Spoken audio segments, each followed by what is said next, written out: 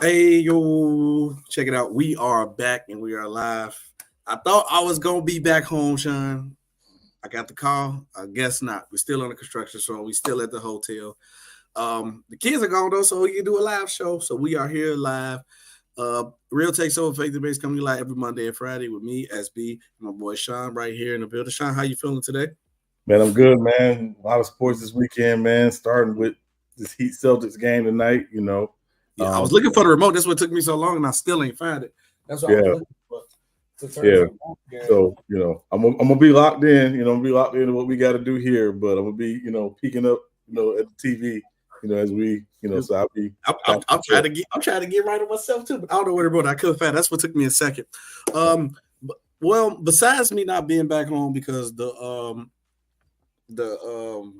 not done doing the construction, it is something to be happy about, Sean. We have got our first official sponsor. Shout out to Swift Energy. Use code RTOFD to get 20% off every time you order. So go ahead, order, drop them. Shout out to Swift Energy for sponsoring today's episode. Sean, we got an action-packed episode coming to you because NBA basketball is back. It is back. I'm happy for it. Are you excited that NBA basketball are back? Oh, I'm absolutely excited. This is like you put my Bulls gear on, man. I just gotta say, like, this is really, if you're a sports fan, it's probably the best time of year. Yeah, because all the sports are active at this point. Mm-hmm. Early in the NBA season, but obviously we got World Series starting tonight. We got NFL in the midst of the season. Hockey's going on. I even think they might have some badminton going on somewhere. So, this is like the best time to be a sports fan, and so yeah, man. So yeah, I'm definitely excited. Yeah, it was like my basketball journey of a fan started off kind of bad. My team losing. We gonna talk about that. My team losing. We having player meetings already. We got Dame and Giannis looking like the next Shaq and Kobe. We got LeBron. LeBron is still the king. He's having the crown on his head. James Harden might go to the Bulls. We got a lot of things to go about it, but we're not going to waste you guys' time. But let's go ahead and salute to the chat real quick. Shout out Tiffany in the building. Shout out Tiff. Salute Nicholas Brown in the building. You hear what he said. Like, share, subscribe. Goat said was salute. The other Goat said salute. SB, what's your thoughts on Herbert? What happened with Herbert? He hurt? Tell me. You gotta give me more than that. You scam me. You scam me. But Sean, let's go ahead and get right into it, man. Let's go with episode 26 today on this Friday. The new Shaq and Kobe, Dame Lillard, 39 points in his debut. Could have really had 40 with the Bucks. Giannis had 23 and 13. Sean, is it too early to call this duo the next Shaq and Kobe for what you see in the first game? Yes. Why they putting up numbers? It's one game. Hold on, let me ask you a question. When did the NBA regular season become the NCAA March Madness tournament? Today, because that's how everybody overreacted. I'm like, my God, it's one game. It's 82 games in the season. That's true. Like, everybody just overreacting and going crazy. Like, listen, was it a great game for them last night? Yes. Now, let's put it in context. The context is they beat a Philadelphia team without James Harden by 1 point. Mm-hmm. That's bad. So we can talk about how great they were. Dame obviously had a great game, 14 points in the last 4 minutes of the fourth quarter. He is now their closer. I think everybody kind of knows that was probably a weak point for them in the last couple of years, particularly without, Chris Middleton being healthy. But that said, there's 81 more games left in the regular season. So let's just let it play out, y'all. It's one game. It was a great game for them, great win for them. But again, they beat a Philadelphia team without arguably the second or third best player. It's like, okay. Did I like from what I see from them? Yes. I see the potential because I told everybody, what are you gonna say when you see Dame go down the court? And we did see this. Dame went down the court, step back, bow. Next possession, rebound, Giannis get it, full fast break, Euro. It's video game. Like it's starting to get ridiculous, Sean. I see the potential, but also you see Giannis did sign that extension. And I realized something too, Sean. I want to say this. I believe Milwaukee protected Giannis to not make him look bad, to just say he got rid of Drew Holiday. Because soon as Dame got there, contract was signed. He signed for 3-year extension. So they want to make Giannis look like the bad guy, saying he got rid of Drew, and then he iced out Drew with the dude he won a championship with for Dame, which I don't blame him. Dame Lillard is Dame Lillard. Top 75 player. We can argue if he should have made top 75, but top 75 player. Yeah, listen, guards. One of the best guards in the last 10 years of the NBA. Nobody can dispute Dame's ability. I think, but again, ultimately, what they're going to miss with Drew Holiday, and what I noticed with them last night, is they're going to struggle against some teams that have really good backcourts and really quick guards. Because Tyrese Maxey, I mean, I've always said, to me, Tyrese Maxey is John Morant without the hops. He is, when he gets in the end, it is, he gets wherever he wants on the floor. And yeah, so I think that's going to be an interesting kind of watching this team this year, is how they guard the perimeter without Drew Holiday. They're going to miss that. Let's be clear. So they're gonna have more scoring though. They're gonna have more scoring though. I think that's what they was missing though. I think the defense, I think, won't be missed that much because of they had it, but they need another guy when Giannis can't get the clutch buckets or Chris Middleton gets hurt now. They need another guy who can carry a series, and I think Dame can do that or bring that to the table for them. Yeah, I mean, I think, listen, they are very, very talented defensively in the front court with Giannis, with Chris Middleton, and with Brook Lopez, and then obviously Portis fits in there as well. To me, again, their issue is the perimeter defense. Because even last night, like Kelly Oubre, I mean, he was cooking. He was cooking last night. And again, game, I'm not going to trip. It was Adrian Griffin's first game as an NBA head coach. So he's got to learn, his kind of process, things like that, his game management as well. So I'm not going to overreact off one game. Was it exciting? Obviously, yes. When you add Dame with a 2-time MVP, it's going to be exciting. But let's just let it play out, and let's just see how it rolls, for the rest of the season. Sturdy says it's not that deep. It is, Sturdy. It is, because what they potentially could become, it is going to be that deep. It's going to be that deep. Speaking of another great players, what things could potentially come in. Don't forget, guys, just like the NFL season, we gave you predictions. NBA season, we got everything stacked and fold. And Sean, I got a lot of questions on that list because we're going to talk about it. But let's go and get into this. Lakers, LeBron James fueled the Lakers in the late rally to beat the Suns in a home opener. It was just KD by himself, so I know everybody overreact. I got a lot of questions about this Laker team after that game because how much they struggled to beat the Suns with just KD alone. It took LeBron James as a great late effort, and LeBron still showed that he got a lot left in the tank. For me, LeBron's still not a top 10 player, but Sean, is LeBron the top 10 player, or can he be on that minute restriction? No. I mean, last night I know the minutes restriction went out the window. And in the fourth quarter. The fact that they were struggling against a Phoenix team without Devin Booker and without Bradley Beal, they were down going into the fourth quarter. I mean, that's why they were like, we needed LeBron to play the whole fourth quarter. But the fact that LeBron still has to be Superman this early in the season for that length of time, I just don't. It's not good. And I think what last night and what the first two games have proven about the Lakers is they're a good team. Yes. They're a good team. But are they a great team? No. They're a good team. Are they going to be in the playoff hunt? Absolutely. You got healthy AD. You got a relatively healthy rest of LeBron. You're going to be in the hunt. But if they run up against, again, a fully stacked Phoenix team, obviously we saw them against Denver. We don't know how they're going to look against, teams like the Clippers or, and again, I'd throw Sacramento in that conversation. Another team I throw in that conversation when they're fully healthy is New Orleans. A lot of people forget New Orleans was the #1 seed last year when they were healthy. So so it's going to be very interesting to see what happens. But yeah, I just think right now, I still think me personally, I think they're going to have to make a move at some point in the season. I just don't know if that move will be out there for them.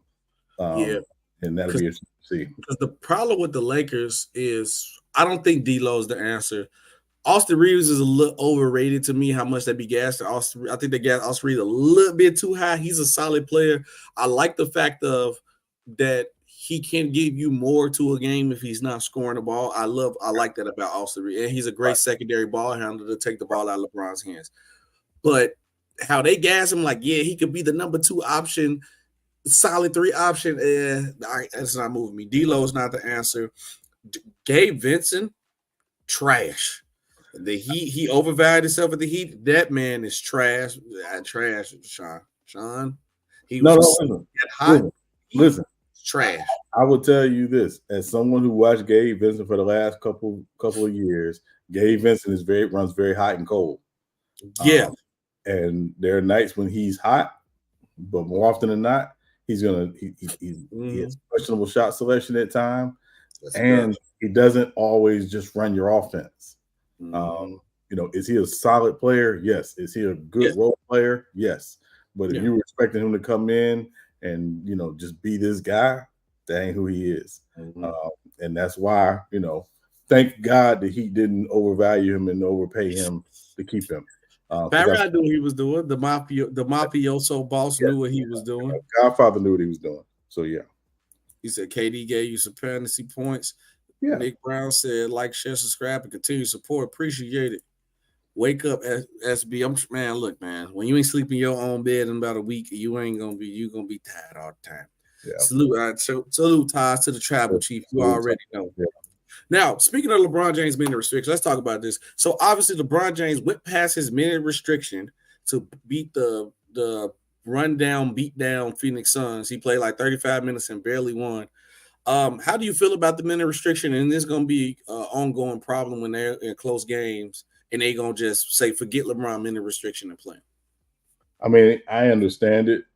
I don't think the minutes restriction will last the entire season, meaning in the playoffs. But I do think they are living in a certain reality. The reality is that LeBron James, in his first 5 years with the Lakers, has missed more games in those 5 years he missed his entire career. Yeah. He is in year 21. Mm-hmm. He is in year 21. He is about to be 39 years old. Mm-hmm. He has played 66,000 regular season NBA minutes. No, you ain't count the playoffs either. We got the playoff game. That's not counting the playoffs.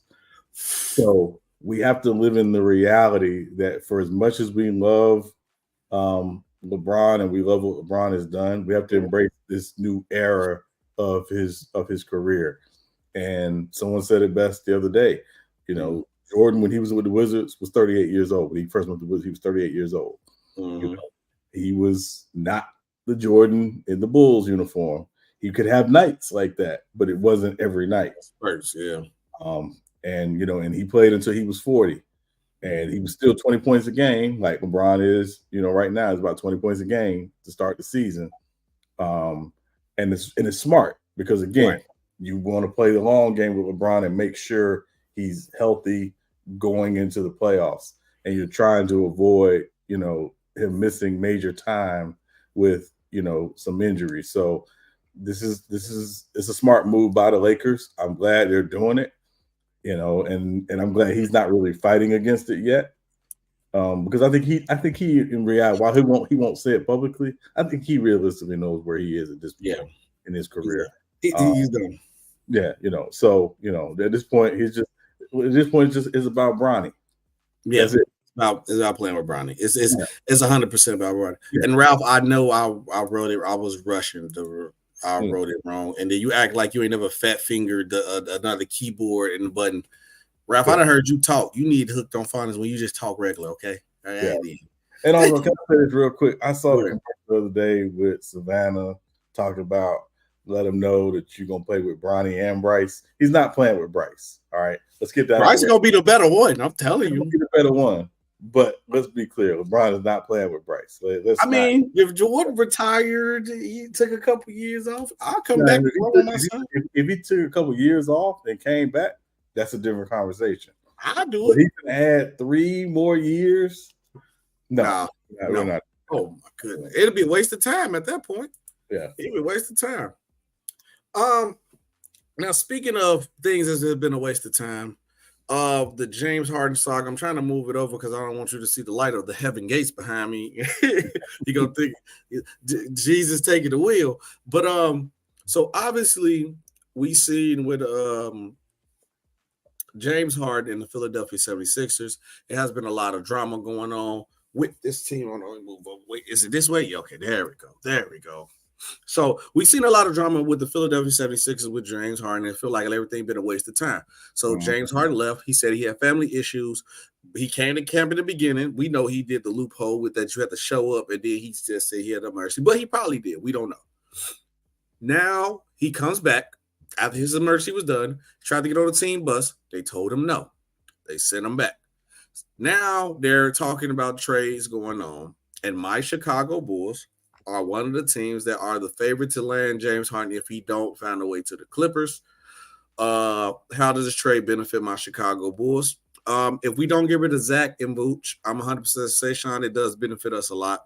If we get rid of like DeRozan, because obviously he's in contract talk with us and the contract stick is not going nowhere. I think James Harden, the addition in our front court as a PG will be excellent because we've been missing playmaking for a while. And then it's like, what we got to lose if James Harden plays bad. He on 1 year. He could play here for a year and then go on his merry way. Or we can honestly do a sign and trade him anywhere you want to go and probably get some assets for him and then retool, rebuild our team for the future. So that's just me. What you think about it? Well, one, I think the Bulls would be stupid to even be inquiring about James Harden. If you want to get rid of DeRozan? Well, you basically making this a swap for a swap because DeRozan's a free agent after this season as well. So I don't understand it. I don't see how that benefits either side this season. I'm thinking basketball fit wise. Yeah, it could be obviously because without Lonzo, you don't really have a primary ball handler.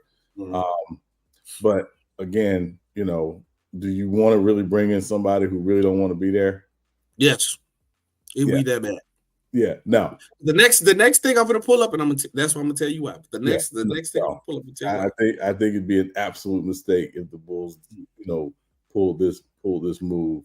I think, Sean, I'm looking at it like this: James Harden is on the verge of getting blackballed out the league, and it's a contract year. So if he goes to another team, because remember when he first with the Philly, he played good. They was a top seed. He led the league in assists, did his thing with the points. Got Embiid to get his MVP. He was a part of helping him do that. Now he comes to Chicago Bulls. He was a part of doing that. He led the league in assists. Don't do that, Sean. No, I'm saying, but you know why he did that? Because he wanted to be there. Yeah. But now look, he gonna want to be in Chicago because your contract. If you want this next contract, you got to play how you want to play. If you want to get signed and trade, if you don't do that sign and trade, he's going to be out the league. And then also, if he go to another situation and mess it up, he's done. He's not. No other team is going to deal with James Harden. They're going to blackball him like Miller. Don't care how good you is or you think you still got in the tank. It's a lot of young guys that play his position. They want to take his place anyway, Sean. So I think he's in his back will be against the wall. Now, if this was Harden coming here and he still got options and he go where he want to go, then yeah, I hear you out. But now I feel like with his back against the wall, he has to do what he has to do. And this is the reason why, Sean, I'm 100% for it. The Bulls players called a team meeting without the coach. They kicked the coach out, Sean. All players meeting. They kicked the coach out after a 20-point loss in the first game of the season. Right. This is why you make that trade. We seeing the same problems we had for this team. DeMar DeRozan and them boys don't fit. And we having a players only meeting the first game of the season. That tells you it's not working out. And Sean, I know you'll keep with the Bulls. This is like the 5th meeting they had. I'd rather take the chance with Harden now. That's how desperate we are. I will take the chance. I mean, I think the problem, John, I think the problem is there's no move right now that puts the Bulls in contention in the East. Mm. I think that's the problem. I think you look at that roster, you look at that team, and you say, when you just look at the roster, who are the tradable assets? LaVine is far more tradable than DeRozan, I think. We're not giving him up. Right. Unless you're getting a sweetheart deal for him. And then the other person I would say is maybe Patrick Williams. But other than that, it's just not a lot of tradable assets on that roster. Yeah. Although I do think there would be teams that would be interested in Drummond if he was available. But that said, it's just not a lot of tradable assets. So right now, the Bulls are kind of in that we kind of stuck with what we have. And we got to figure out this offseason, where are we going? And if where we're going means, hey, listen, we move on from Zach LaVine and we move on because they Patrick Williams, as I understand, wants $100 million extension. No, he said he wants 2. He's drunk. 2. Yeah, 2. He's drunk. Yeah, right. Yeah, 2. So, the 5-year 200, which again, I ain't mad with him. Get your money. No, get your money, young fella, but that ain't gonna happen. Yeah, listen. You can't even get DeMar DeRozan for stop playing the 3. Like, come on, man. Zach LaVine was the first $100 million contract in Chicago Bulls history. Mm-hmm. So you think Jerry Reinsdorf, who is as cheap as they come, is giving Patrick Williams $200 million? Oh, he could kick rocks. Yeah. So that's what I'm saying. So at some point, you just got to figure out, from a roster construction standpoint, where are you going? And I don't want to spend a lot of time on this. We can, do a deeper dive in this because we got a lot to get to. But at some point, the Bulls have to make that decision about here's where we are. We're either going to go all in and try to be really good, or we're going to move on and we're going to stink. No, I agree. I had to turn one of these lights off, man, because it was better. Because man, the heaven gates of lights, that's blind to me, man. No, but you're fine.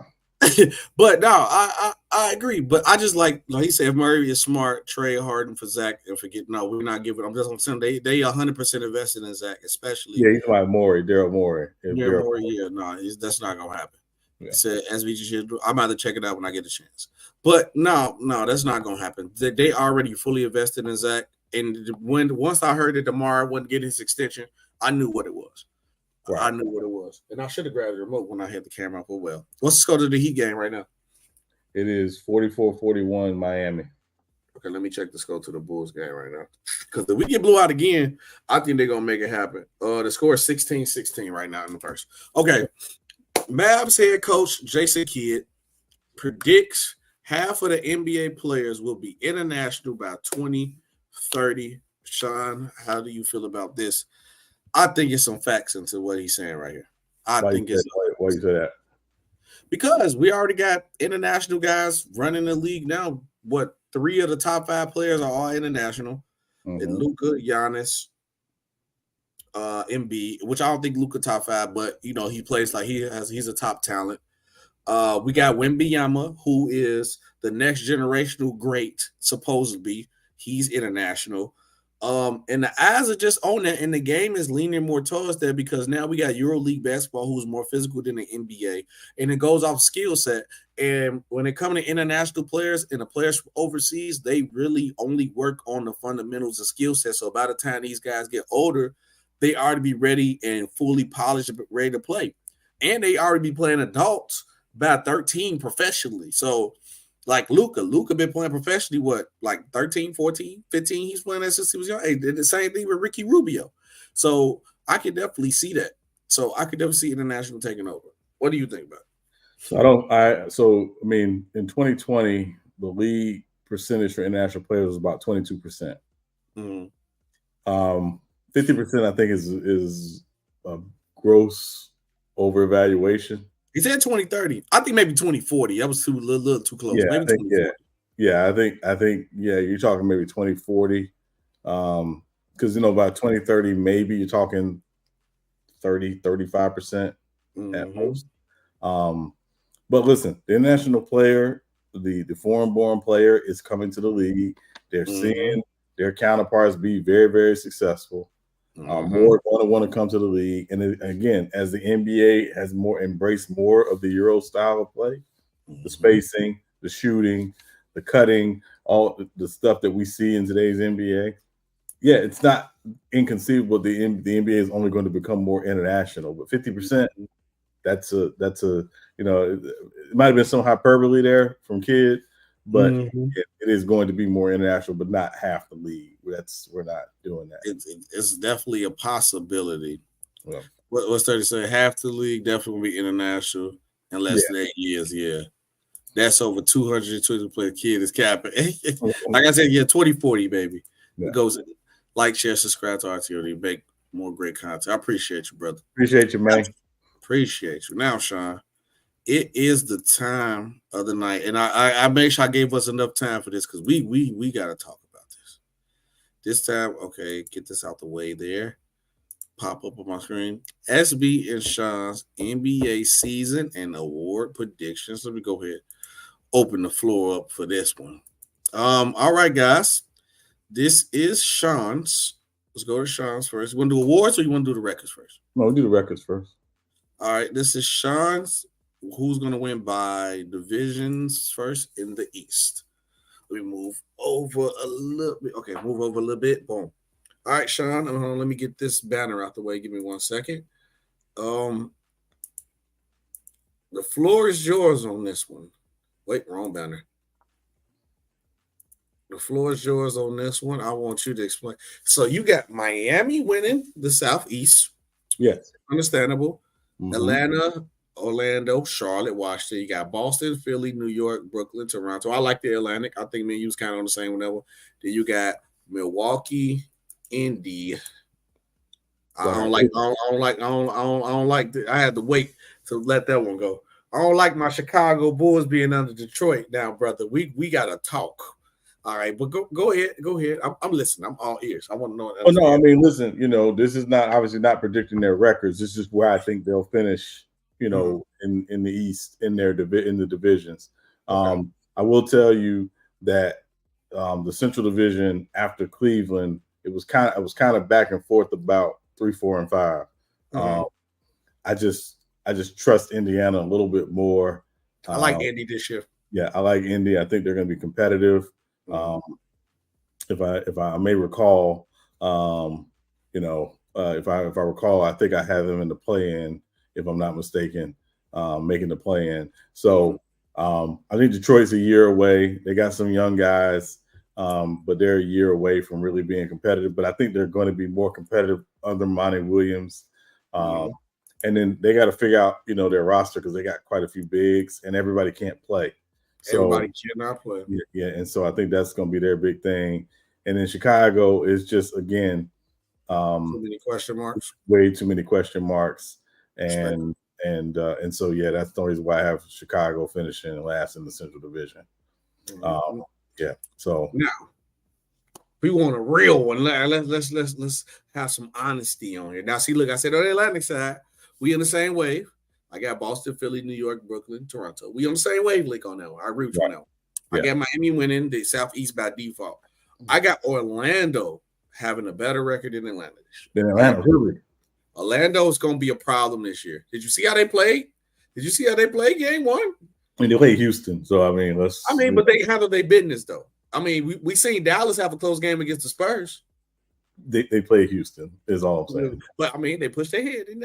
That's all I'm saying. Yeah. I ain't too fond of Atlanta. I don't believe in them. Charlotte gonna be iffy, and Washington gonna put up a lot of bucks. They're gonna win. Then I got Milwaukee, Cleveland, and yes, I am higher on Indiana than my Chicago Bulls this year for sure. I think Indiana's gonna make a great push this year. And then I got Chicago to Detroit. We're gonna be better than Detroit, no questions asked. I feel like that was utterly disrespectful to put Detroit on. I think that was just like, you know what? I'm gonna make SB fan to them. I'm going to put the Bulls at the bottom of this. Unless we tank, then 100%. Yeah, I agree. Well, no, it's just way too many questions about the Bulls. I got less questions about the Pistons because I know kind of where they are and what they're doing. They got young guys. They want to develop them, and I think K is going to have a really good season this year. Because again, I think he's gonna be healthy this season. So yeah. So wait, what do you have a problem with? Man, I told you what my problem was. You had the Bulls at the bottom. That's crazy. And then I got Orlando better than Atlanta. The Orlando-Atlanta thing's a little interesting, but I can't argue that too much because, again, I'm not super high on Atlanta. I think you and I have had discussions about Trae Young. But I do think the reason why I put Atlanta ahead of them is because I think Quinn Snyder is going to be really good for them. And now he's in a full training camp, gets a full season, and let's see, what he does. But yeah, I'm looking forward to watching, him, and can he get Trae Young to commit more defensively? You know the answer to that. You know the answer to that. I feel like I know the answer. You know the answer. No, 100% no. All right, Sean. This is Sean's prediction by division. All right. Right. Go ahead. What was you thinking when you put this together, man? So I can tell you my problem right off bat. I can tell you my problem, but I'm gonna wait and let you get your soliloquy off. Yeah. So again, the big issue for me was, if Memphis were healthy, and I mean healthy in terms of had all their available players, they're missing 3 of their 5 starters from last year. They really didn't replace Dillon Brooks. I do like the Mark Smart pickup. I think Mark Smart is a very good pickup for them. But I went back and I was, again, when I was thinking about this, when New Orleans was healthy, and I mean when they had Zion and BI and obviously CJ, they were the number 1 team in the West last year. Those 3 guys, they fell off because of the injuries and things like that.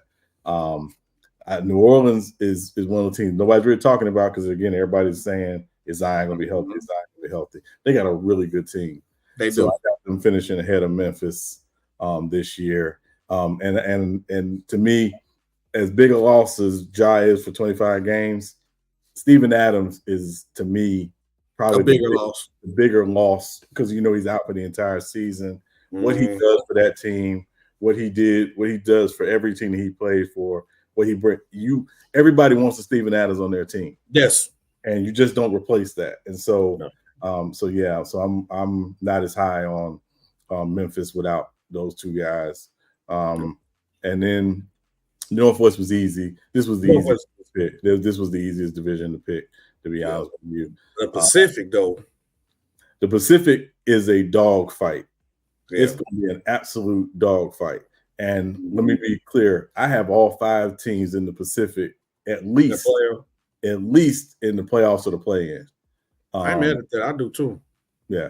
It's the Pacific is going to be very, very tight. And again, I picked Phoenix just on the strength of I just think they got a lot of talent. I like their bench.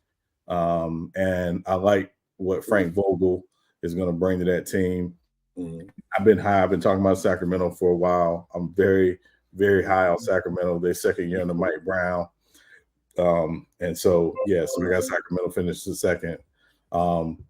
3, 4, 5 could go either way for me. That's true. Yeah, in all honesty, in the Pacific, I just one injury messed them up. That's one thing. One injury would mess them up, and and with Golden State, Golden State is not what Golden State was 3 or 4 years ago. They just don't have the same room for error that they had. So Sean, that Chris Paul starting, that's not moving me. They got to stop it. I think the only reason why he's starting SB is because Draymond's out. I think when Draymond's back, I think Chris Paul will come off the bench. That would make more sense. Let me go back to your father. But Dallas winning, no, I'm not rocking with Dallas winning. I'm not as high on Dallas as everybody else, but we have to see. And I hate to say the truth about it because people say, "Oh, I'm a Luka hater," all of a sudden. But I think we're pretty much the same on the Pacific and the Northwest. I'm pretty much was on the same wavelength on that one. I just switched Memphis and Dallas. I think New Orleans and Memphis would be better than Dallas. Dallas just have to show me consistently for me to believe in them because I think they're going to be too inconsistent defensively, and I think they're going to depend on too much of a Luka bailout. Or is Kyrie going to be available? Is Kyrie going to be consistent enough? That's what worries me about Dallas because, like I said, having a tough closeout game with San Antonio, and I know they bottom feed and Wemby, and it wasn't like, oh my God, it's Wemby, and Wemby was just going off. Wemby was in foul trouble. He was in and out the lineup. So for me, that's only thing different from me on. Yeah, and I think the other thing with Dallas is, I know he's a rookie, and again, it's only one game. I'm not going to go crazy over one game, but I think Derek Lively showed that he can play a lot in this league. Play that man. And he played 31 minutes the other night. So, I expect him to really give a great impact. But also, I'm big on the Grant Williams pickup. I know Grant Williams pickup was big. The dirty work he does, the fact that he's willing to, kind of scrap up with some guys, gives that team a little more toughness. And so again, for me, it's just them figuring out the lineups. And again, I don't expect them to be a world beater defensively. Again, I think they just got to be competitive defensively with that offensive firepower. Yeah, they got to be elite on offense. Look at stuff. Yes, you are. I'm not a Luka head. I just tell y'all the truth, and y'all don't want to hear it. Luka already can't play defense. Facts. Pels are definitely a good team with Zion on the court. Facts. Yes, he is. Facts. All right, now let's go to how we got them lining up in their conference. Where's Sean Conrad? Boom. All right, okay. Sean, this is your conference picks. Go ahead and run it down for us, brother. So real quick, just to be clear, the East, when I did the East picks and the West picks, I wasn't saying that where I have them seeded. These are the top 6 teams that I think will make the playoffs. But I think Milwaukee, I had Milwaukee first. I thought I had Boston first. No, you had Milwaukee first. I can check the email again. Let me check, but I think you had Milwaukee first. I thought I had Boston first. Either way. So that means you did have it in order. Yeah, no, I didn't have it in order. Yeah, I didn't have it in order. Yeah. No, you had Milwaukee first. Yeah, so these are just the 6 teams I think will make the top 6 seeds in the playoffs that will not be in the play-in. If you was to put it in order, because obviously your play-in team is your playing team, but the first 6 for both sides, what would be the order? Or is it right? No, I would have Boston first. Okay, Boston first. And then Milwaukee second. Miami still third? I see that Heat logo. No, I mean it's not a homer pick. I mean, it's just I do have less questions about Miami than I do Cleveland. Because again, I want to see how Cleveland responds to going out of the playoffs the way they did. Okay. And again, I like some of the pickups they made. I like obviously them getting Max Strus. But and again, their biggest issue last year was bench scoring. Can they get more from their bench? I want to wait and see on that. I think they're a top 4 team in the East, potentially the top 5 at minimum. But yeah, so and then Philly, until they clean up the James Harden situation, I'm not. They cool at 5 then. Yeah, I mean, Philly could be 5 or 6. Okay. Again, these are just the top 6 teams I think will not be in the play-in, but will be in the playoffs. And then the play-ins, these are the 4 teams I think will be play-in teams. Okay, and then what about the West? Because I'm gonna redo it and put it in order because I want your order so I can post it. So I need to know the right order too. No problem. So in the West, Denver. I have Denver as the number 1 seed in the West. I do think they are the number 1 seed in the West. Just by strength of their division, they get to basically kind of run through their division if they're locked in. Okay. And also, I don't think their roster is set. The roster we have today is not set for them. They will be buyout market and will be trying to make some moves, around the trade deadline to fortify their bench. But and then again, didn't put it in order. These are just the top 6 teams that I think will. Yeah, I don't believe you got Dallas finishing as the 3rd seed. No. I just don't think they'll be in the play-in. Play-in team. Okay, I respect it. So for anybody to comment, because I'll be switching back for the comments. So I was go ahead and unlock the door. Good pick, Sean. Okay. Appreciate you, GOAT. Now we'll go SB. Mine's is in order a little bit. Let's go. I got Milwaukee with the number 1 seed. I got Boston finished with number 2. I got Cleveland with the 3rd seed. I got Philly with the 4th. I got the Knicks with the 5th. I got Miami just squeaking in with the 6th, and I think it's going to be real close between them and Indiana. Then my play-in teams will be Indiana, Orlando, Chicago, and Brooklyn. But I'll question putting Brooklyn in. I see you didn't have Brooklyn making it too. I was questioning seeing Brooklyn because they did. People gassed what they did. I like Mikal Bridges. They need to play Cam Thomas. Because I was gonna question that you did have Brooklyn make it, but you got Cam Thomas as I'm later on in the awards. I'm gonna ask you about that one. And I do believe he should play more because the kid is nice. The kid is nice. I think they selling him out. I think Atlanta and Brooklyn gonna be fighting for that spot. I think Atlanta could take it. Then I go over to the West. I got Denver. I got Phoenix. I'm still high on Memphis because I've seen them win a lot of games with people in and out their lineup. I got Sacramento. I'm high on New Orleans too. Then I'm gonna go LA, and then I got Golden State, Minnesota, LA Clippers, and OKC for the play. The play-in one, that's my question with the order. That's the only one I was like hard with trying to do the order. But I think my 6, I think that's a perfect order for the 6. I think LA just gonna squeak in. New Orleans should be top 5, but I was scared to put New Orleans in because I know that how the injuries gonna go. But I tried to just take injuries out of my mind and just pick on what I think what the team will do. But then I would say like, but I wasn't kind of being fair off there because then I knocked the Clippers off there because I think the Clippers will easily be a top 5 seed if healthy. So yeah, both. All right, now we got Sean, your awards of the year. Go ahead, run them down, brother. And why did you pick? For what reason? So MVP. I went with Luka. I feel like oftentimes the MVP is more of a narrative award.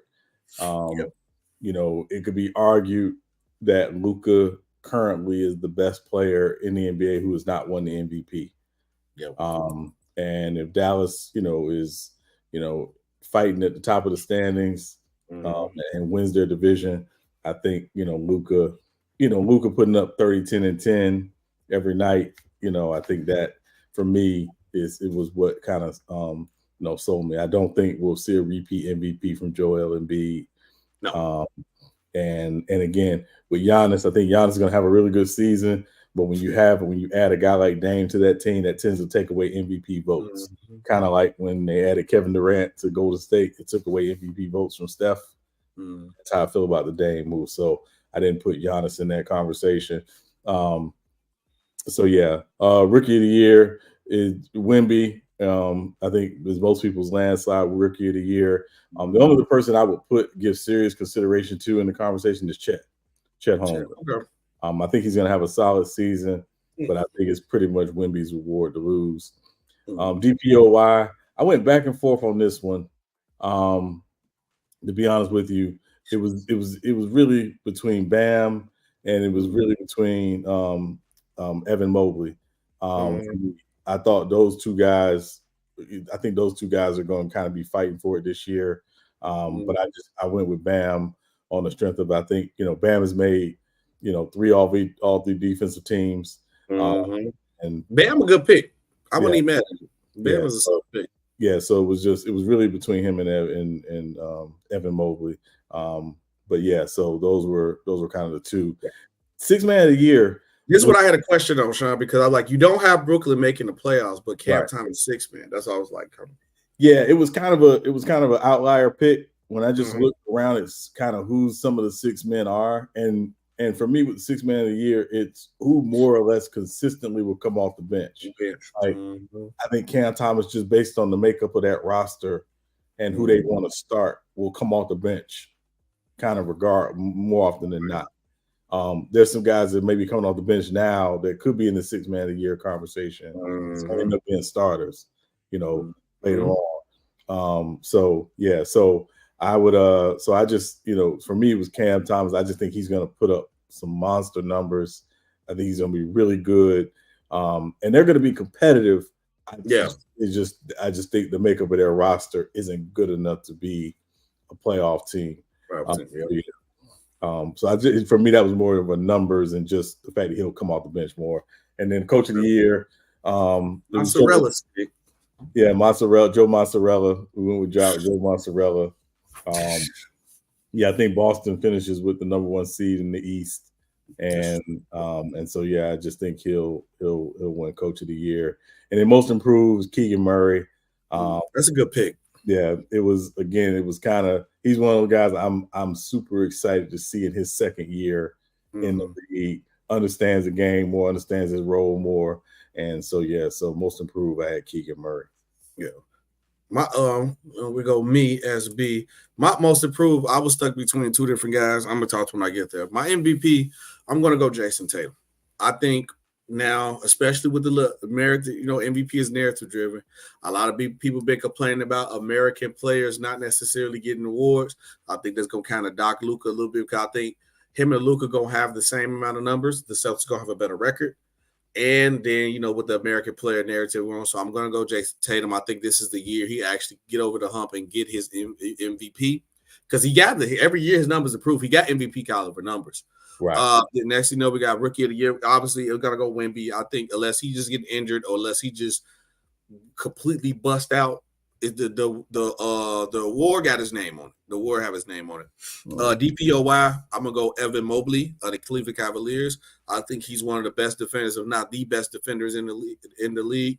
He's gonna be on the Cavaliers. Their defense is gonna be pretty great. That's why I'm pretty high on them because I think defensively they're gonna improve even better. And I think Mobley is gonna take the next step offensively and take that team to the next level. 6 man of the year, like you said, I had a hard time going with this.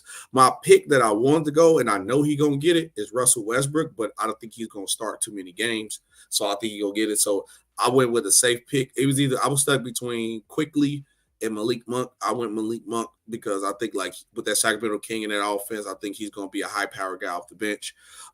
Coach of the year, I went with the default pick, Sean. I went with Mike Malone. Denver going to be the number 1 seed. I don't really think there's no coach that's really going to stick out. My secondary coach pick would have been Rick Carlisle of the Indiana Pacers because I think the Indiana Pacers are going to have a breakout year this year. But besides that, I really didn't see nobody. So I think they're going to give him the default pick of the coach of the year because I don't think Mike Malone have Mike Malone won one or he got one, right? Or I think he may have won. One, maybe. I think one. If not, I think they might just go with the default coaches, give it to Mike Malone. Then most improved, I was stuck between Jordan Poole and Tyrese Halliburton, but I was questioning Jordan Poole because, Jordan Poole will get the numbers, but I think they're going to lose so much that I don't think he necessarily going to get it. So I'm going to go with Tyrese Halliburton for most improved. I think he's going to solidify himself as one of the best point guards in the league. He's going to be in that top 5 conversation of point guards in the league. You know what irks me about most improved? Is I don't like the guy who's made an all-star team getting most improved. Like Ja did that time? Ja did that time. And I feel the same way about Tyrese Halliburton. Tyrese Halliburton was an all-star last year. Tyrese Halliburton got votes for All-NBA last year. As Ja made All-NBA, I just think it's something wrong. And it wasn't like Ja's numbers just exponentially jumped. His numbers were steadily increasing. The same. So I don't like that with the most improved player. It was the jump to get him. Obviously trying to turn him into the starter jump. He started last game, so that's why I looked at it. I'm like, and Paul George and Kawhi was playing. Like, who else gonna start over him that didn't play? Because I don't know. Tell me who it is, Chris. Because I don't know. That's why I would have definitely picked Russell Westbrook. Westbrook was my pick, but obviously if he is going to be starting, that kills it right there. But that is our picks for the prediction. We will be posting it. I'm going to get Sean ordered. I'm going to reorder Sean. We're going to get him and post it, and then we're going to have him sitting here and waiting, and we're going to see if we'll be right or wrong because, we had a lot of things that went wrong, over here, Sean. We ain't going to talk about other things. We're going to get that up out of there real quick. But, sometimes every time you don't predict it, go right. It don't go right every time. Yeah. It don't go right every time. But on to the next part of the show. There goes the banner. Let's switch to some. Actually, let's go with this because we might as well just go. We're going to our picks right after this. So let's go ahead. MLB World Series predictions. Diamondbacks versus the Rangers. Sean, I'm going to let you take the lead on this because you know how I am when it comes to baseball. If it ain't my Yankees, I don't care. But I can't even deny the fact I'm shocked that the Diamondbacks are, in the World Series. So, that's good baseball for that. But what you got for this World Series? Who your prediction? Yeah, this was I think this is a very close series just in terms of the teams being pretty evenly matched. I'm going with the Rangers, though, and I picked the Rangers in 6. I just think the biggest difference for me is Bruce Bochy, their manager. He got 3 rings. And, so he knows how to manage in the World Series because he got 3 rings. We got 3 of the things. That matters. So, he's the difference. Now, I will say this, though. I think if Arizona keeps the game close, or if Arizona's up going into late in the game, 7th, 8th, 9th, Arizona is going to win the series because their closer has been unhittable. the entire postseason. They just came back on Philly when they was down 3-2, right? Or they were down 3-2, and they had to go win, both games in Philly. Games, yeah. And so against a very good Phillies team. Philly but sold. But yeah, for me, I'm just taking the Rangers, just all the strength of. I just think they're really well built. They get very clutch hitting, and their starting pitching for me is better than Arizona's. But where Arizona's equalizer is the back end of their bullpen. So yeah. If I had to pick on it from what I kind of know from keeping up with other teams, I'll probably go with the Rangers too. I think the Rangers are the safe pick, but obviously the Diamondbacks got here for a reason. So I think if they do take them lightly, like you said, it could end up badly for them. You said, yeah, Russ do. I told you he start. Salute G Money. I told you he started, but yeah. But and if you're watching the World Series right now, it's 2-2, top of the third. Top of the third, okay. Yeah. I need to be watching my Bulls game. Hold on, let me check the score real quick because I couldn't find the remote right before stream. Oh my God! Okay, the Bulls blowing them out. Oh, that team meeting might have worked. 42-23, but it's the Raptors. Like, who's killing? I guess Kobe White is playing good, and DeRozan, I guess. Zach LaVine's not shooting good, but okay, cool. He heard possible trade. He trying to get up out of here. Yeah, but let's go. Dalvin Cook is frustrated with his role with the Jets, and trade winds are swirling. Sean, how do you feel about this? Well, yeah, I mean, remember he signed with the Jets. He signed with the Jets because Aaron Rodgers wanted him there, and obviously once Aaron Rodgers got hurt, they tried to play Dalvin Cook and Breece Hall, but Breece Hall has been balling. Breece Hall. Yeah, Beast Hall. So, so the carries just haven't been there for Dalvin Cook, and he wants to play. So, yeah, I think the Jets will do right by him. They're pretty loaded at running back with Breece Hall, with Michael Carter. So my guess is they'll trade him. I was looking at a couple of teams that probably should make a call to get him. Baltimore. I would say Baltimore should probably make a call. I would say Baltimore Browns should have been on that call instantly. Well, yeah, Browns. Until they figure out what's up with Deshaun Watson, I don't know if they should be doing anything right now. Right. Plus, they've been running well. With their backs outside of Chubb. So, but yeah, and so I think Baltimore should definitely make the call on. And Dalvin Cook can help any team. And we know that, and so. Yeah, I think the Jets should do right by him and go ahead and trade him. Yeah, I think if I'm Baltimore, I'm making the call. Or I think Baltimore might be waiting on a Derrick Henry. I mean, what would you do? Would you rather go get Derrick Henry, wait for the Derrick Henry, but it's going to cost you more, or get Dalvin Cook for the low? I want Dalvin Cook. For the low. I respect that. That's respectable. That's respectable. That's respectable. Salute Le Champion. Salute, brother. You know what time it is of the night, Sean. Picks of the week 8 edition, week 8 preview. So let's knock out the games, and then you already know what's after that, the key matchup. So let's knock out the regulars. Let's go. All right. So first game of the week, New Orleans. I got it the right way too. I got you. New Orleans at Indianapolis.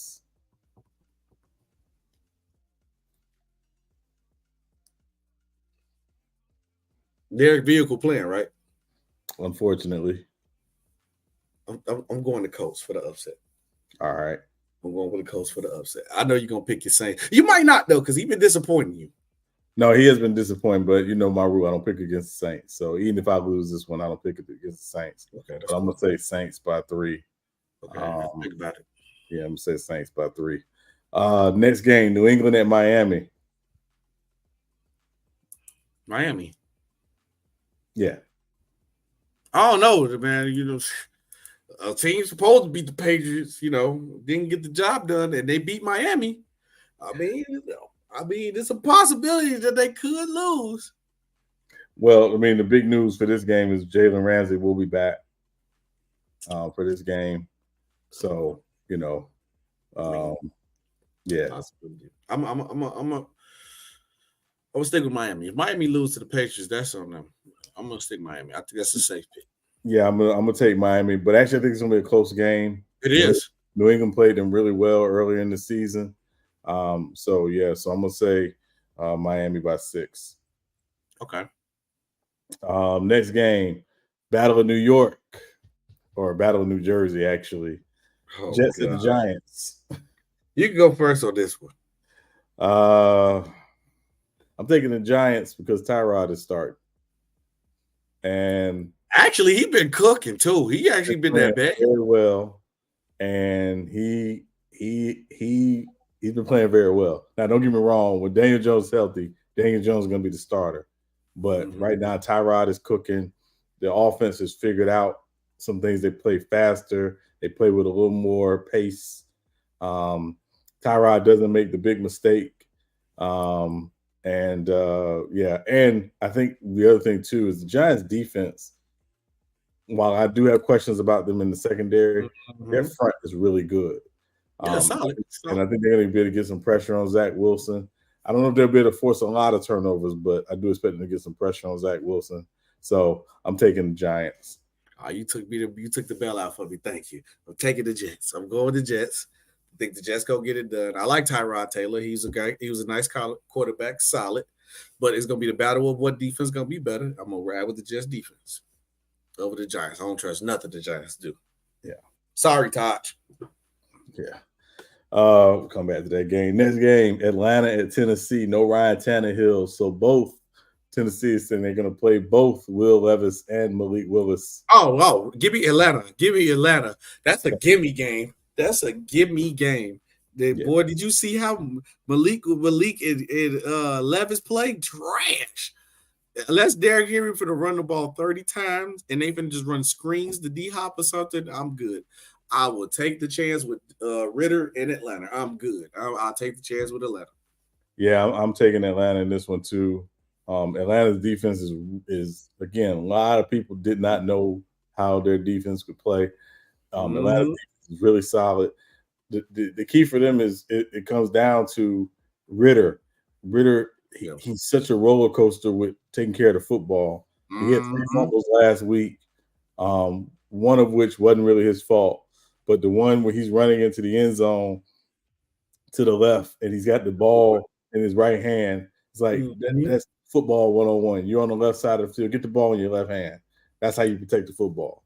So, they got really lucky, against Tampa last week, but Tennessee is an absolute nightmare. So I'm taking Atlanta by 10. And Tennessee trading away their best defensive player in Kevin Byard. Yes, sir, they did. Yeah, the Eagles do it again, bro. Do it again. Like, God, bro. Yeah, they somehow, some way. So yeah.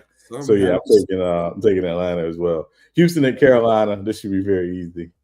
Houston. Yeah, that's pretty easy. The better rookie quarterback. I'm taking the better rookie quarterback. Yeah, I'm taking DJ Stroud hit the squabble on him every time. Take TD to the crib. Yeah, I'm taking Houston by 10 in this one. Houston looked pretty good. Hey, look, all I know who made the right pick. That's all I'm saying. We know who made the right pick. Yeah. Minnesota at Green Bay. You got the first pick on this one. Well, taking the Packers, man. I'm gonna go with the Packers, man. Can't trust Minnesota, man. I don't know what I'm gonna get. I told you they like Forrest Gump. It's a box of chocolates. You never know what you're gonna get every night. I can't take the chance on that. This game is such a weird game because I don't like you. I don't know what. You don't want either way. It's a box of chocolates. You never know what you're gonna get. You said you're taking Green Bay? Yeah, go ahead, take Minnesota for the chance. Take Minnesota. Yeah, I'll take Minnesota. Oh, yeah. I'll take Minnesota. I'm gonna take Minnesota by 3. Got the Packers by like 7. Big win on Monday Night Football for them. This one is in Green Bay, but I'll take the Vikings by 3. Next game, Philadelphia, Washington.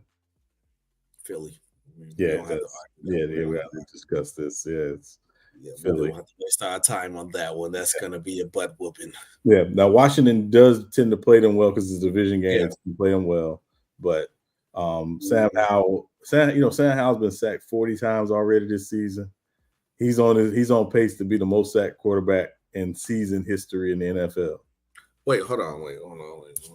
Give me one sec. I know my math ain't math, and how I'm thinking it's math. And wait, it's week 8, right? Yeah. So I'm not gonna count this week because it's going into this game is week 8. Right. So on average, he's been sacked about 5 times a game. Yes. Jesus.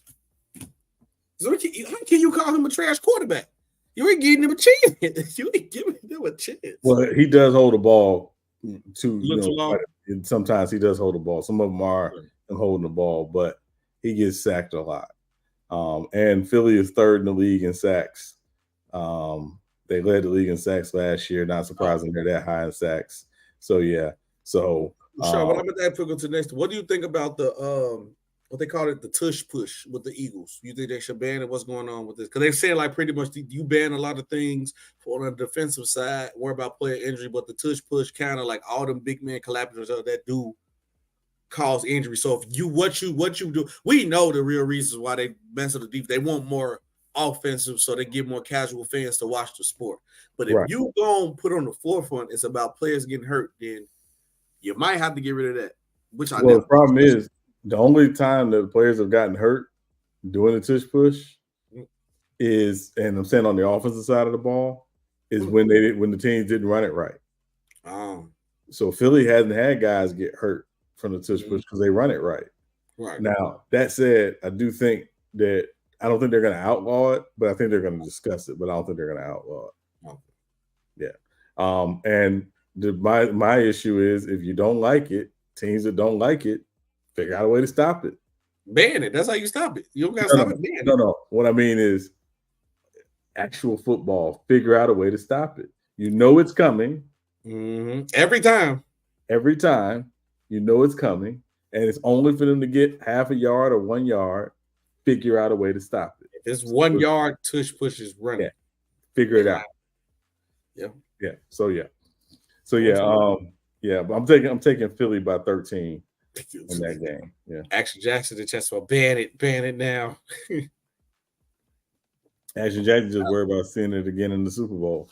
It's a possibility you might see it again. Yeah. Next game, Cleveland at Seattle. No Deshaun Watson, PJ Walker starting. The game's still gonna be closer than what people think, though. Because the Browns, that defense done won games without Deshaun Watson. Yes. I like Seattle, though.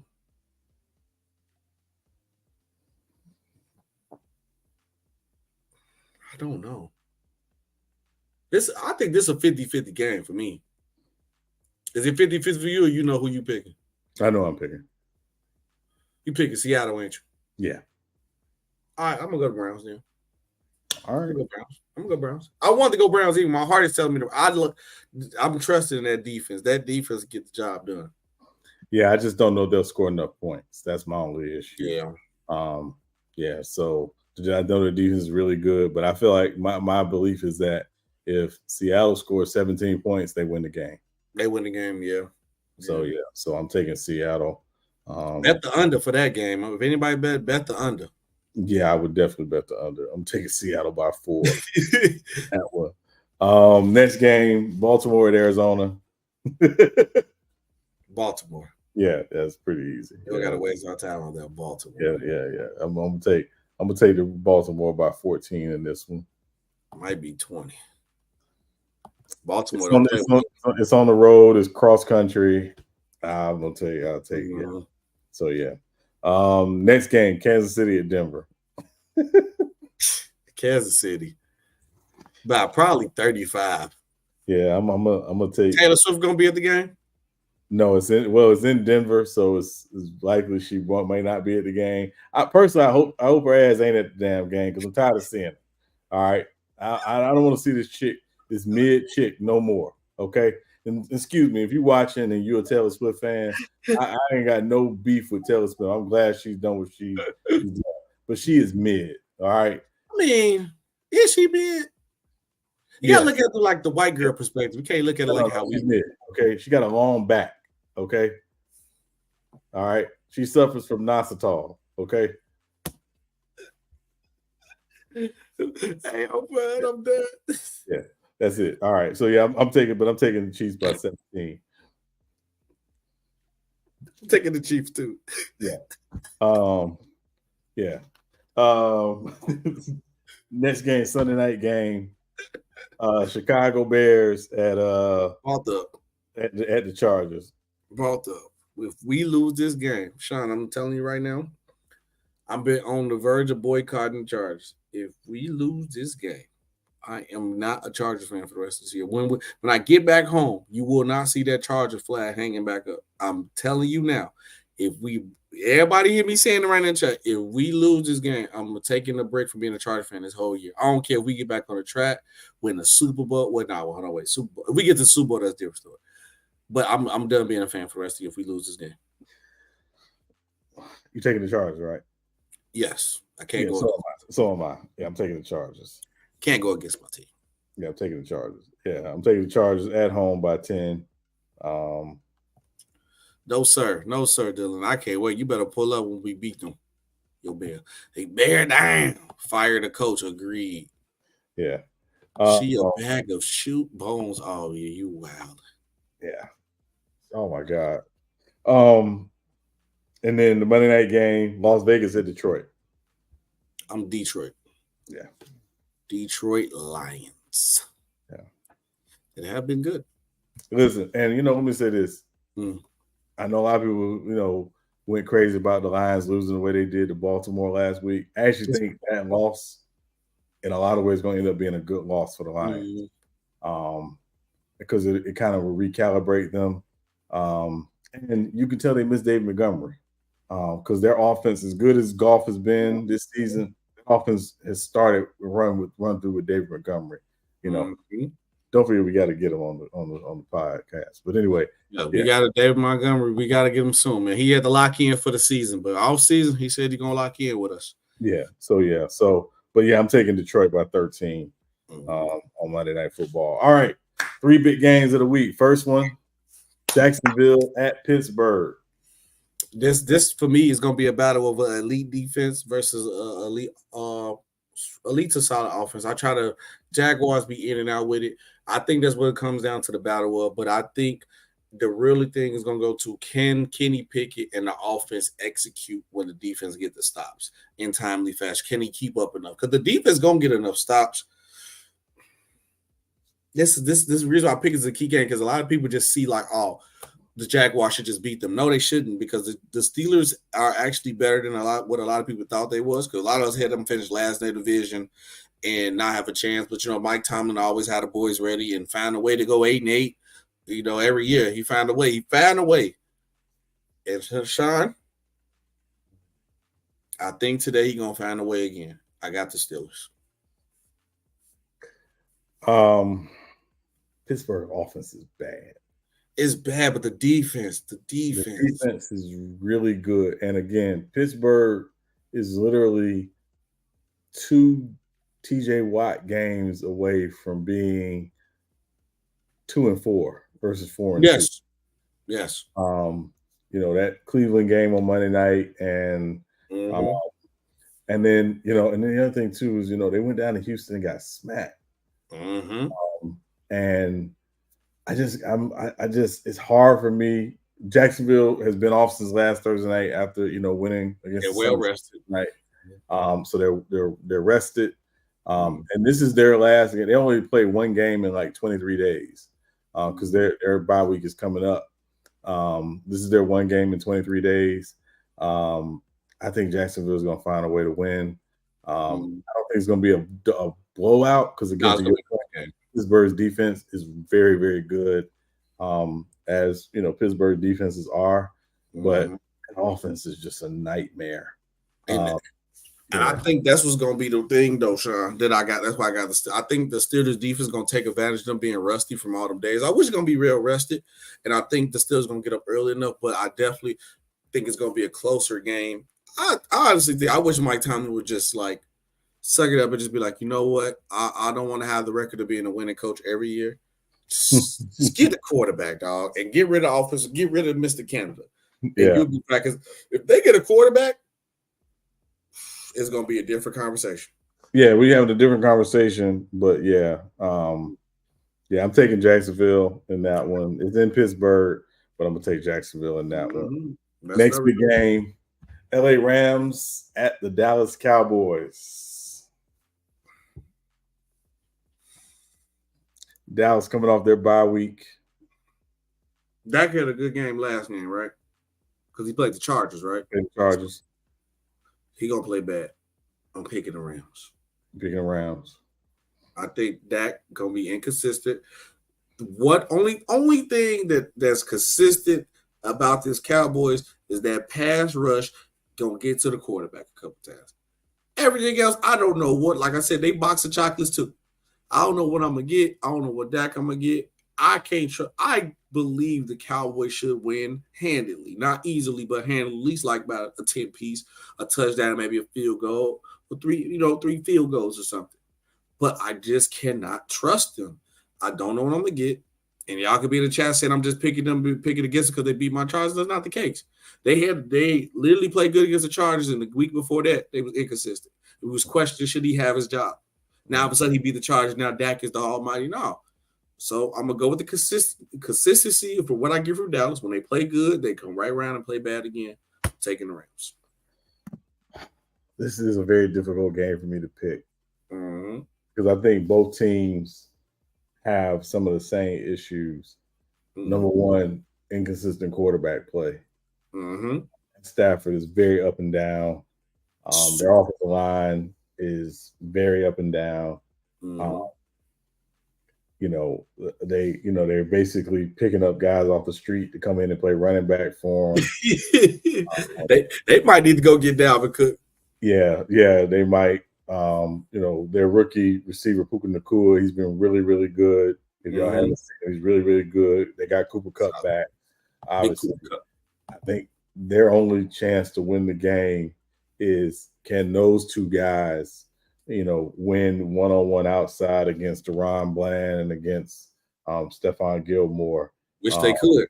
But it's going to come down to, offensive line play and being able to somewhat neutralize that Cowboys pass rush. On the other side, schematically, the Rams play very, very good defense. Correct. Schematically. Raheem Morris, who should be a head coach in the NFL again someday, has those guys ready to play pretty much every Sunday. Can they force enough turnovers and put the offense on a short field? That's the biggest question for me in this game. Mm-hmm. Can they keep, for me, when the Cow, and not that I want to spend time talking about the Cowboys and Chargers game, but for me the other night, the difference in the Cowboys Chargers game was the plays that Dak was able to make off platform. Mm-hmm. He's escaping the pass rush. They're not able to get him down. He gets out of the pocket. He flips a quick pass to Tony Pollard. He takes it 60 yards, down the field into the red zone. The one play Dak scored on, the 18-yard run, it looked like a broken play. It was like, oh, okay, nothing's here. I'll just take off. And I can't really give Dak credit, which once again, I'm not hating because they beat us. That's just a problem with the Chargers that if we don't make the play, we cannot recover for nothing. So like if we miss the sack on Dak and he end up throwing it to Pollard for a quick, he's gonna run off a 50-60. Every time, look at consistently with the Chargers, what's been going on with us. That we can't recover. If we don't make the play, the initiative we try to do, we cannot recover. Yeah. So who you picked, the Cowboys? You took the Rams? Yes, I did. Took the Rams. I'm taking the Rams. Taking the Rams? Taking the Rams. I'm blaming you. I can't trust them. I think the Cowboys should win handily, but I can't trust them. Yeah, I can't trust them. I'm taking the Rams by 3. Safe pick. Yeah. And then the last game, probably the best game of the weekend, I think, arguably. Might be. Looks like Brock Purdy's probably not going to play. Looks like they're going to go with Sam Darnold to start. Cincinnati's coming off their bye week. San Francisco's lost 2 straight games, obviously in Minnesota. Games in San Francisco. But you got to pick first on this one. You picking? Taking Cincinnati. You going Joe Shiesty?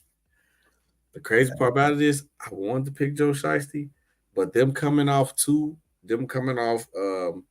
losses. Let me rethink my pick. Coming off 2 losses, and remember, Kyle Shanahan can plug anybody in. and do the job. Well, the big issue they've had, and I really want to talk about this game a little bit. I know we're getting past time, but I want to talk that's about all good. it a bit.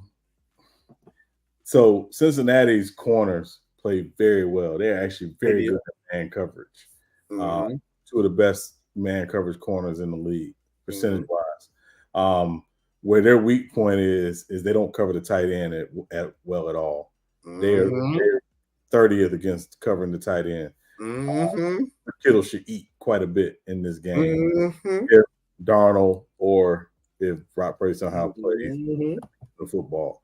But the biggest issue to me is the two teams that beat them the last 2 weeks, they figured out how to slow down that offense. And the way you slow down that offense is you take the run away. Yes. You make Purdy beat you without the run schemes. A lot of what they do comes off of the run schemes. And they've been able to do that. And if you can get physical with those receivers and you can throw that timing off and you make Purdy have to stop and think. Well, it ain't Purdy. Yeah. It ain't Purdy. It's Darnold. Well, if and I mean Darnold's a little different quarterback. He's bigger. He, probably a little more move. My question to you, Sean, has Sam Darnold ever been in a perfect situation his whole career? No. This is a perfect situation. And Sam Darnold has shown glimpses of he can actually do his job of being more than a game manager. Yeah. I'm going the 49ers. Because, yes, the Joe Burrow and those boys do look good on offense. Defense still iffy. I like the man corners, but defense has been iffy enough. And I can't say with a straight face that Cincinnati is going to 100% shut down the run. I can't. I can't say that. I can't. And now with Sam Darnold, I can the same Brock Purdy situation. I can trust him to make a couple passes. Yeah, I'm going 49ers. And I would say this too. The other issue with the 49ers is they're not getting pressure with their front four, which is shockingly surprising. I don't understand why. Well, it's. I think again, it's teams understand schematically what they want to do. They don't. Yeah. They're not a team that wants the heavy blitz. And what people really don't realize is, they kept the exact same defense that DeMeco Ryan ran. When Steve Wilkes comes in, Steve Wilkes is a very different defensive coordinator from DeMeco Ryan, so he's kind of still, figuring some things out as well. Right. He hasn't really put his own imprint on what he likes to do defensively with that team. And I just think teams have just kind of figured out this is what they are. This is what they like to do. And if you can, block Bosa and you can block Armstead and you can block Hargrave one-on-one. Not too many people. I'll be sending blitzes from every which way with that type of line because I don't know. I feel like they should be better. I agree with you. They should be better. Yeah. And so, but I think coming off of 2 losses, I'm going to take San Fran in a very close one, but I think it's going to be a very close game. But they didn't touch, and they didn't touch Kirk Cousins on Monday night either. He wasn't sacked once. That's bad. That's bad. If they can't get Joe Shiesty on the move or on the ground, they're going to have a long day. But I mean, the Bengals ain't got no good O-line. They still ain't protected Joe Burrow. Yeah, they don't have a great O-line. That's why I think San Francisco's will have a better chance. So I'm gonna take San Fran. I'm gonna take San Fran by 3. You can't. Everybody ain't winning by 3, Sean. No. I only picked. Hold on, 1, 2, 3 games. 4. This is the 4th game by 3. 4th game, yeah. We'll see. Pick about 4 games. Everybody ain't winning by 3. Yeah, that's gonna be a good football weekend. Everybody win by 3. Yeah, that'll be a good game. Yeah, but yeah, we gonna see, man. We pick a lot of different games this week, so it might actually go down this week. So yeah, what's the record? What's the record? Because I think what's the but we missed last week, so I'm still up. Technically still up. Okay, we gonna have to change that. We are going to have to change that. Thank you guys for watching the show, Real Takes Over Faith Debates. We appreciate you guys, and I'm trying to take this banner down. All right, okay. Well, once again, thank you to the sponsor of the podcast Swift Energy. Use code RTOFD to get 20% off every time you order. Sean, it's that time of the show. It's time to close it out. And obviously, you can see that I'm kid free, so me and the missus gonna actually enjoy some time together with the kids. Probably just go get some food and be lazy and just sit down somewhere. Because every time you kid free, you just do nothing but eat and then just go to sleep. We're like, I ain't watching a movie, chill. We supposed to be like, yeah, we gonna go out do this. We go do this like we used to do. Let's go here. Next thing you know, end up we just get some pizza or something and just chilling. Like, yeah, you get some sleep, man. You get some sleep. Yeah, I might have to get some sleep, man. I don't know. Honestly, I ain't been getting no good sleep. I need to sleep in my own bed. The bed was comfortable the first day, and after that, it wasn't comfortable. It wasn't comfortable. Yeah. That's again. Appreciate you guys watching the show. Make sure you guys like. Make sure you guys subscribe. Shout out Chris. He said, "Good show, fellas." Thank you, Chris. Appreciate you, Chris. Go keep ripping. The content gonna keep getting better and better and better and better. You know, look. Appreciate your brother, your boy Grant, because I could have easily been like, show off for a week. I'm in a hotel. This dope. We're going to keep the grind going. We're going to keep moving up, and we're going to keep growing, man. Yeah. Back Monday night. Oh, big fight this weekend. You got to pick for the fight? Tyson Fury. Like, it's come on, man. Okay, all right. Just make sure. Come on, man. I'm tired of them boxers taking advantage of these UFC. They making money. I don't know who keep falling for this trap. You're making a lot of money. Yeah, UFC fighter versus a boxer. He knock him out, beat him silly. Oh, man, he should have been in the ring with him anyway. It's the same story, man. But people keep falling for it. Hey, people get mad at me for watching wrestling, but y'all watching the same boxing storyline for the past 3 years. But, we'll see how it goes. But appreciate you guys. Thanks for watching. See you guys Monday. Salute. And one more thing I want to say, because Leaf, I see you in the chat talking. I like those 30 you've been talking. A lot of y'all, the day I get back home, and if it ain't Monday or Friday, we're going to do an open panel, SB versus, or Sean, we do real takes on Facebook versus. I don't know if you'll be available or not, because everybody been talking about my takes. We scared to unlock the door. No, bro, this is the podcast show. We got other shows that's lining up. I just have to line them up. So I'm going to get to everybody else. But we're going to do an open panel because y'all just been talking crazy. But see, y'all talk crazy in the comment section or in my messages. But when y'all come up here with me, or you ain't going to want to see Sean, because Sean will definitely put you in that fry pan. But we going to see. We ain't ducking no smoke. See you on the next one. But we're going to keep y'all posted for that one. The open panel episode coming soon, Sean. They've been talking crazy. They've been talking too crazy. That's fine. That's fine. That's right. We gonna get you. We gonna get you. Salute, guys. See you later. Make sure you guys like, share, subscribe, and we are out of here.